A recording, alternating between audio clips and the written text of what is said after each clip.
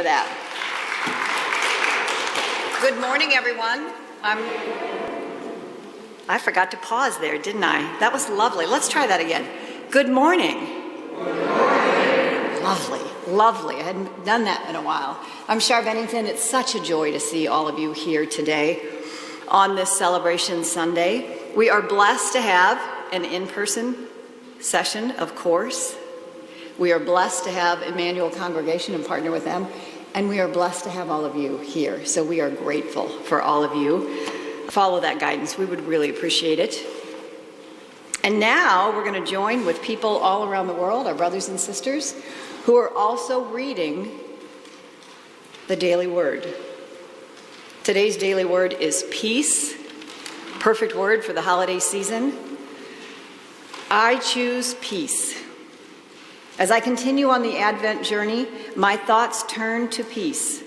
I remember what gives me peace: the beauty of a sunset, a comforting hug, a heartfelt prayer. In those moments, peace encompasses all of my thoughts and feelings, transforming any worries or troubles. I wish to carry that feeling with me always. I realize I do not have to wait for specific experiences to feel peaceful. I have the power to claim peace at all times and in all situations. I affirm that divine peace is greater than any worldly condition. I remain centered and calm, and I don't let minor irritations knock me off center or linger in my awareness. God's peace is my peace forever.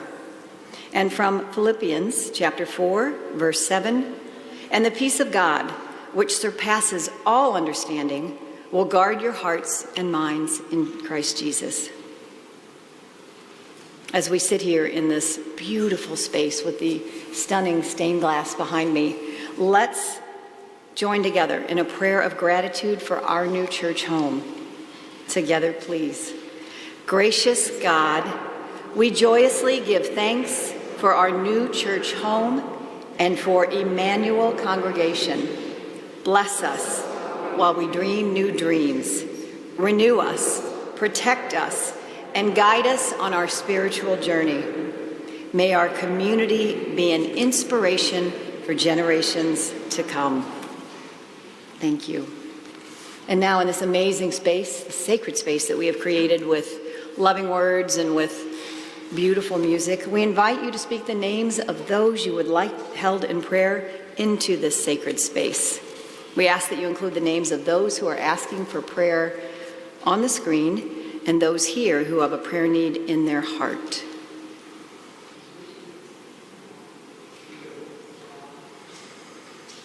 Written prayers may also be placed in the prayer box that you've seen just outside this room, this sanctuary. And today's prayer chaplains who would love to pray with you are Sue Ellen Toby, Tom Skinner, Reverend Lucy Witt, and Paul Witt. They will be waiting to greet you after the service. They'll be up here near the stairs, and then they'll move with you to a quiet, peaceful place to pray. I can't tell you how many times I've taken advantage of the amazing prayer chaplains and what an experience that is. So if you're celebrating something, if you have something that you want to have amazing prayer words applied to so that you carry it with you the rest of the day, the rest of the week, grab one of these folks, because they would love to pray with you. And now,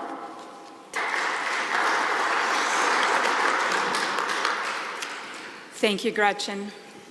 And now we'll take a moment for meditation. So I invite you to settle in. And if you feel comfortable, close your eyes. Place your hand on your heart and the other hand on your belly. And let's do a little bit of belly breathing to help ground us in this now moment. Breathing deep into your belly. Breathe all the way down from your crown chakra down to the root. Breathing deep.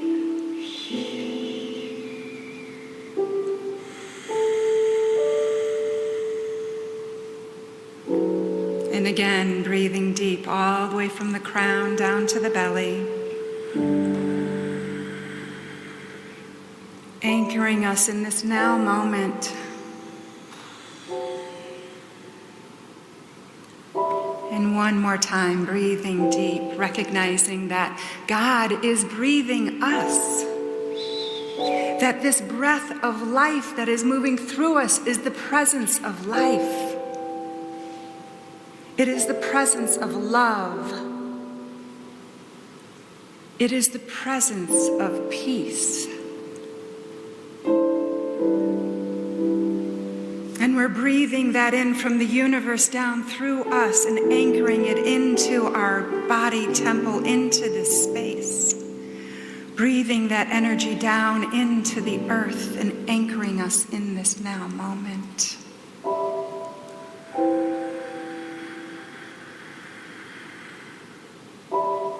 Recognizing our oneness with God. That oneness that exists in each and every one of us here. We are all individual lights of God. We are a divine channel for God to be seen in life.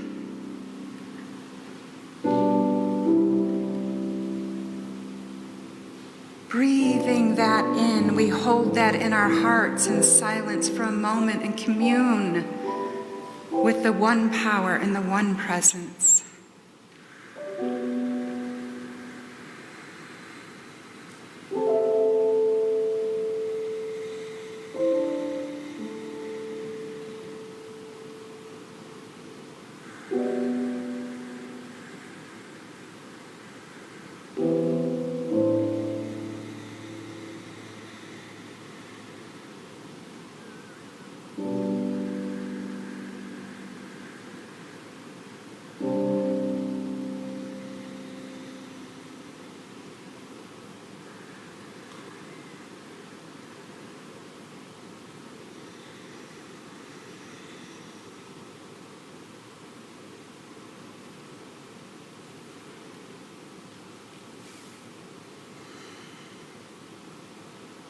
How wonderful it is to feel the presence of God, to hear the water lapping on the shores, to feel that breath of life moving through me, in me, as me. It is the truth of our beings. From that place of oneness with God, I am so blessed to be in this time, in this place, in this moment. To be an open vessel for God to express in life. That is the power and presence in each and every one of us. Peace. God is peace. And I am created and you are created from that place of oneness with God. Therefore, you are peace. You are the peace that passes all understanding when we open up and let God use us and move through us. Peace is the truth of our nature, of our beings, and our oneness with God. Peace is what we bring to this day, to this moment in time. We are peace. I am peace. You are peace. We are peace. Thank you, God, for this blessing. Thank you, God, for this moment to commune and remember who we are. We are one. We are one with you. We are one. Presence of peace. And so it is.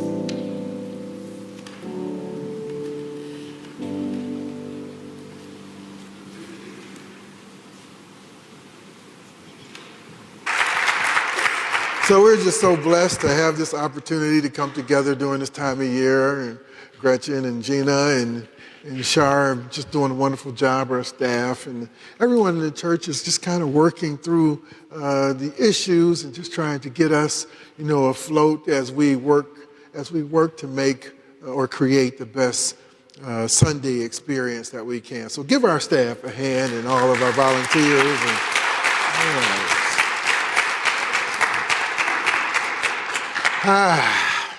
So it is just so good to be here and to see you all. My neighbors have come. They came all the way from next door to come by. Let's say hello to them, everyone. Yes, in the rain. Adria's visiting with us. Say hello, Adria, to everyone. Thank you for being here. Yeah.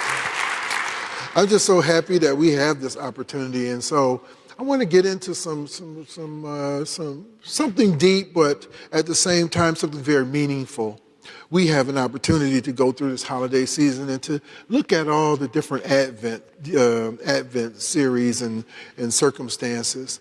Today I am talking about the season of hope. Season of hope. And you know, hope is something that we really need to nail down and use in our lives every day. You see, the driving dynamic behind the whole holiday Advent season is hope. That's why we start with it every December. If we had no need for hope, there would be no need for this season. The original theme of hope was for a child to be born who would bring love, justice, and peace to the world, and who would heal us of those dark forces of ego, error thinking, and limitation, some things that some of us, have issues with. I'm not calling any names right now. Yes, to have hope is to want an outcome that will make your life better in some way. It not only helps us make difficult situations more acceptable, but it actually improves our state of being.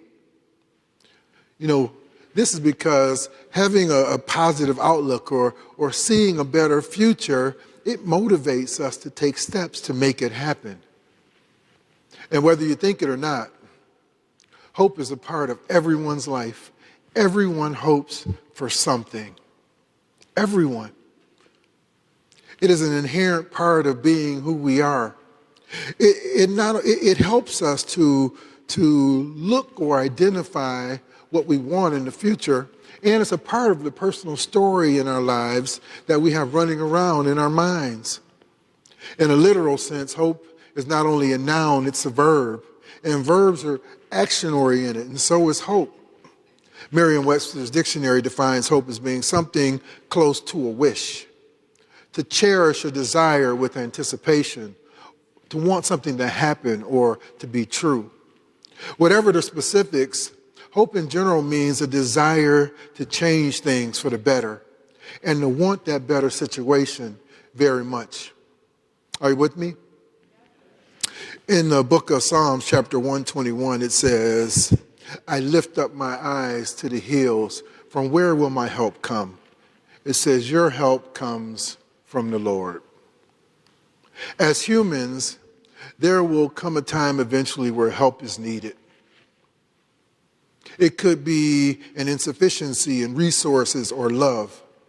It could be a lack of finances or a good job. It could be an unsavory diagnosis or an ongoing or lasting condition. Possibly it's the loss of something or someone very special. But more than likely, it is the fear of something that hasn't even happened yet. Yes, for at some point, we all need a little something extra to get us through. And a consciousness of hope is the perfect energy and vibration that we need to awaken from within us. Many experts believe that hope might be the most important feeling, state, or emotion we can experience. Studies show that hope is key to good health, the best predictor of a meaningful existence, and it also brings forth the idea of better performance and being a better person in your life. It's the ideal thing for us to do as we move through the experience of knowing who we are, of bringing forth our best and highest. What we know for sure, though, is that hope is the precursor to faith. And because without faith, hope cannot be demonstrated. It is the belief in a new possibility, despite evidence to the contrary in our lives. And when we allow ourselves to be uplifted in hope, the help to our seeming challenges and problems begins to pour out into our lives and change our circumstances. During this preparation time of the the holiday Advent, in anticipation of the inner birth of the Christ child in you, can you allow yourself to accept the gift of hope and act on it? I mean, really act on it? Can you? Dr. Judith Rich said that hope is a match in a tunnel, a moment of light, just enough to reveal the path ahead and ultimately the way out. It's a very poetic statement. It's a very poetic quote. It's a beautiful quote. It's a match in a tunnel, a moment of light, just enough to reveal the path ahead. That tells me that hope is a spark that is within us. It's a spark that can awaken the outcome that we're looking forward to, the thing that we truly desire. That makes hope a superpower. How many of us are using that superpower? You know, hope is potent. It's positive. It's a spiritual practice with the power to pull us through any difficult times. It's often described as light metaphors: a ray, a beam, a glimmer of hope, a break in the clouds, a moment. It's a delight at the end of the dark tunnel. But also, when the light of hope is absent, we can be overcome with gloom and doom, despair and defeatism. Let me give you an example of what I mean. Once upon a time, 4 candles were burning slowly. Their ambiance was so soft that you could hear them speak. The first candle said, "I am peace. I am peace." But these days, the world is full of fighting and anger, and no one wants to keep me lit. Then peace's flame slowly diminished and went out completely. The second candle said, "I am faith." But these days, there's treachery and scheming and deceit everywhere. I am no longer necessary. Then faith's flame slowly diminished and went out completely. Sadly, the third candle spoke. "I am love. And I haven't the strength to stay lit any longer. People put me aside and don't understand my importance. They even forget to love those who are closest to them." Waiting no longer, love went out completely. Suddenly a child came into the room and saw the 3 candles no longer burning. The child began to cry, "Why are you no longer burning? You're supposed to stay lit until the end." Then the 4th candle spoke gently to the child. "Don't be afraid. I am hope. And while I still burn, we can relight the other 3 candles." Then the child with shining eyes took the candle of hope and lit the other candles. Friends, the moral to this story is that you should never allow your flame of hope to go out of your life. With hope, no matter how bad things appear to be, the peace and faith and light and love can still shine brightly in your life. Tell me, are the thoughts and choices that you're making today the fulfillment of your hopes of peace, faith, light, and love? Or are you caught up in feelings of lack, limitation, unforgiveness, or anxiety? I mean, are you entertaining hope for solutions to challenging situations? Or are you projecting worry, fear, loss, or victimhood? Hope is one of the hardest things to discover in difficult situations, but it's vital to hold on to when the going gets tough.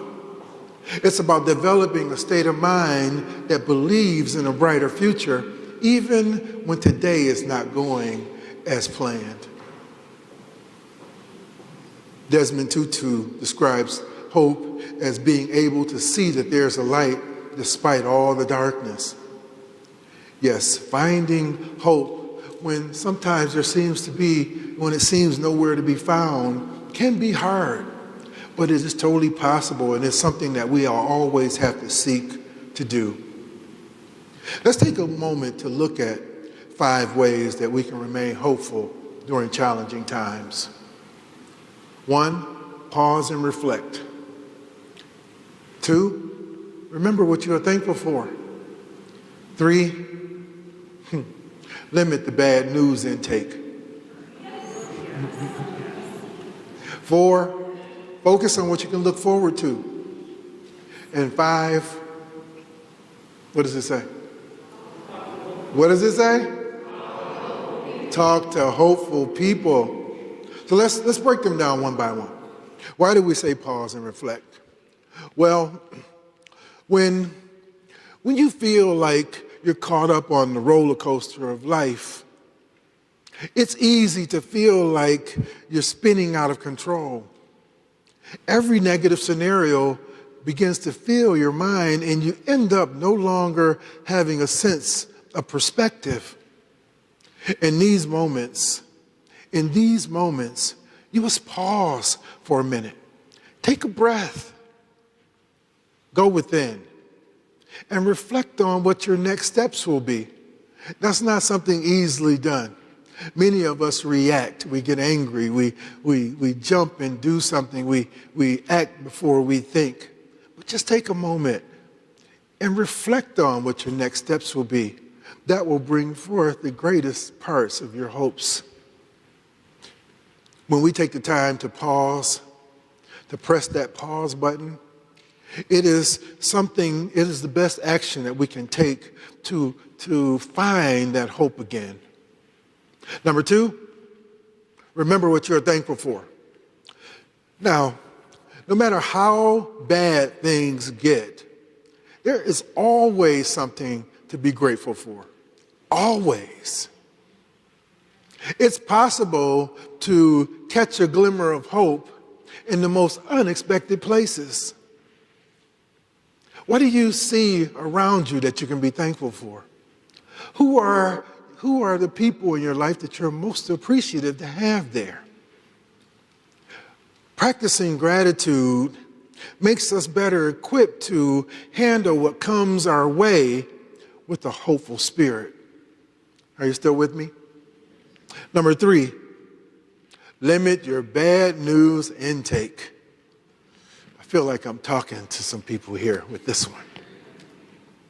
Every day is full of good and bad reports, but it seems like the bad news travels the fastest.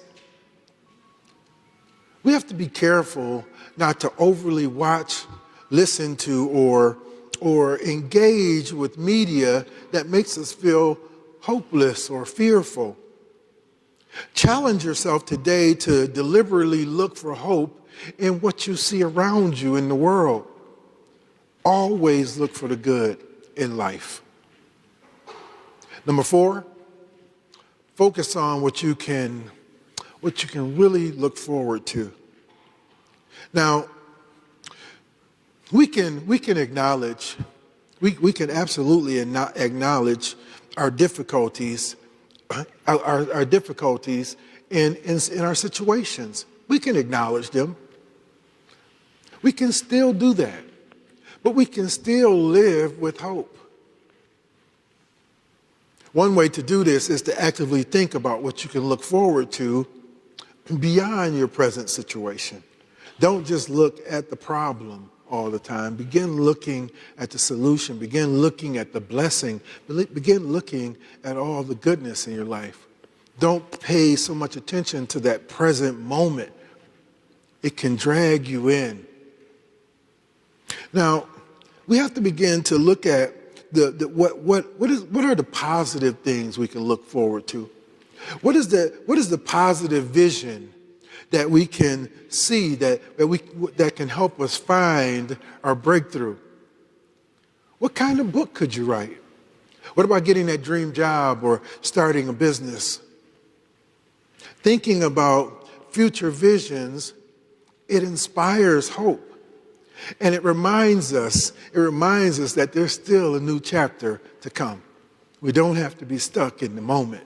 We can look forward to our goodness. Number 5, talk to hopeful people. We all know at least one person who persistently sees the bright side of life. And it's also true that we know some people who kind of leave us drained too.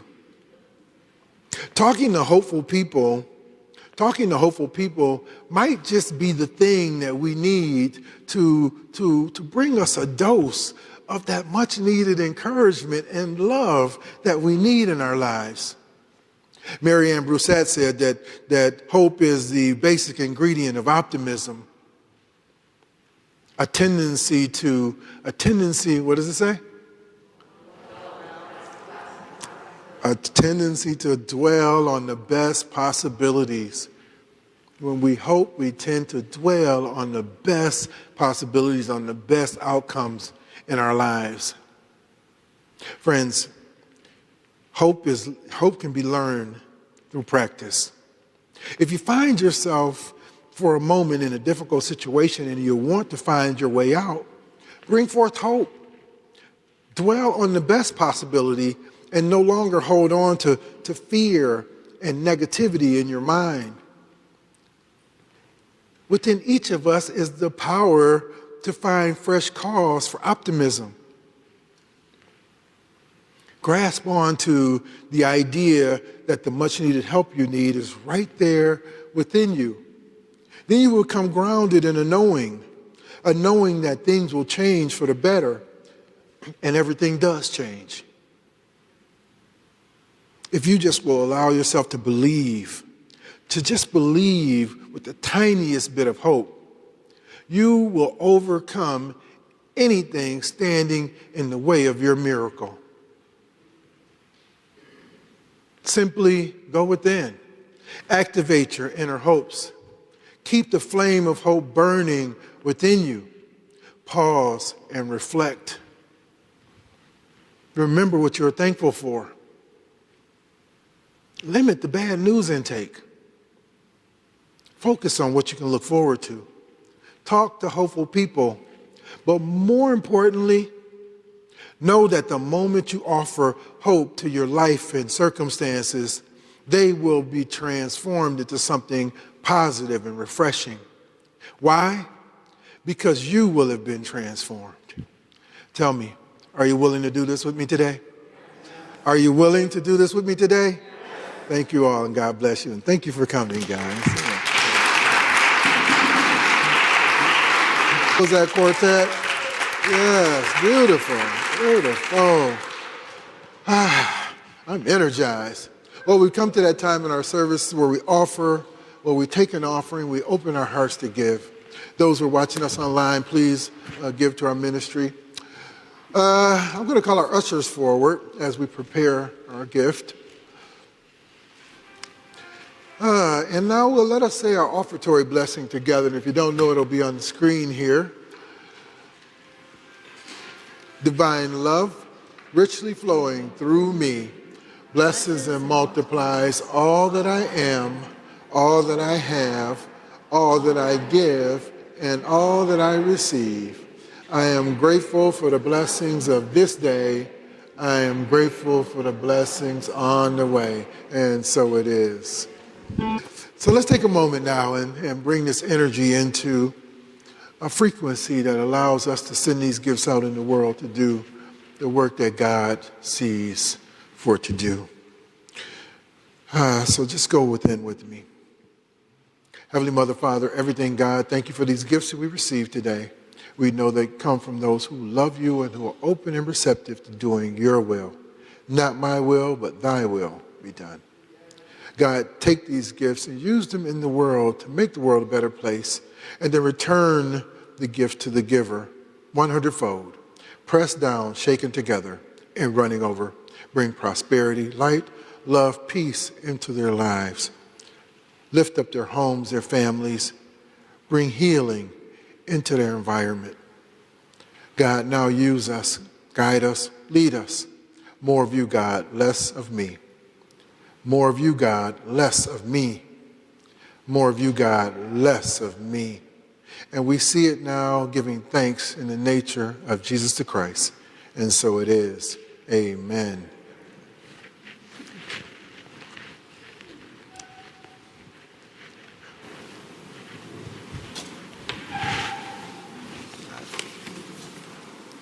Thank you, Reverend James. It is now time to welcome our visitors.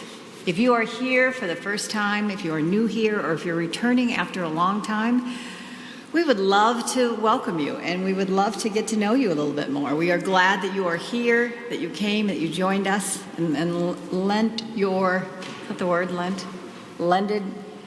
contributed your energy to our service.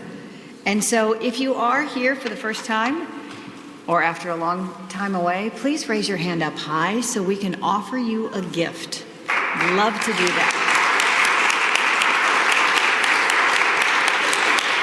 The people handing out the gift and the cards are members of our welcome team. You've also been given a small clipboard. I think there's one over here.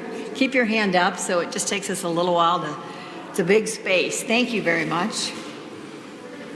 And a member from our welcome team will meet you at the welcome table out in the congregation, and we'd love to get to know you a bit more. Thanks so much for joining us. We're glad that you are here.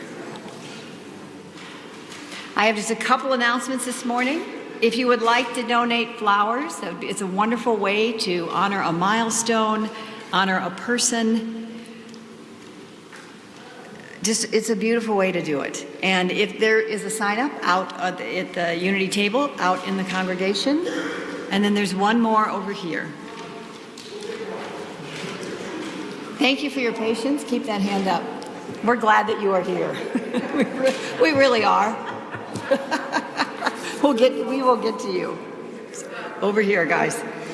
And then also, please see if you have a hankering to be a foster parent or to have a little pet love in your life, please see Pet Ministry Director Carol Stiegel.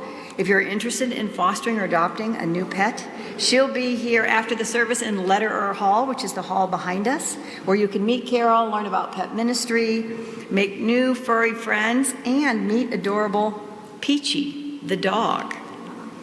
And then Gabriela Martinez, our fabulous director of youth ministry, she is looking for volunteers. If you have the energy to help with our youngest members, youngest people in our congregation, she would love volunteers and love your help. If you want, reach out to her. Her email address, youthministrydirector@unitychicago.org. She would love to hear from you all. And then just a final announcement.